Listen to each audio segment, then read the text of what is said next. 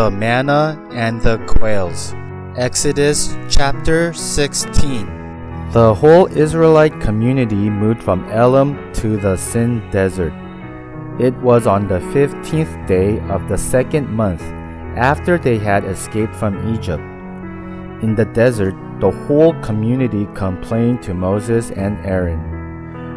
"We ate all the food we wanted in Egypt, but you brought us out into the desert to starve to death."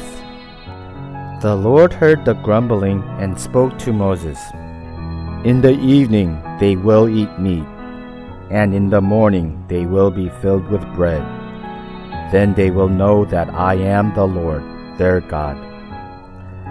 That evening, a lot of quails flew down and covered the camp, and the next morning there was dew all around the camp. When the dew evaporated, the ground was covered with small white seeds, tasting like honey wafers. Later, they called the food manna. The Lord gave Israelites the instructions to gather manna and tested them. "Collect as much as each person needs. Don't keep any of it until morning." But some of them disobeyed and kept part of it until morning. The next day it was full of worms and smelled rotten. So each morning they gathered as much food as they needed. When the sun was hot, it melted away. Moses spoke to Israel on the 6th day.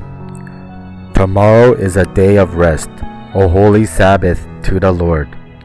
Today the Lord will give you enough food for 2 days. You must gather food for 6 days, but on the 7th day there will be none." Some people went out to gather food on the 7th day, but they didn't find any.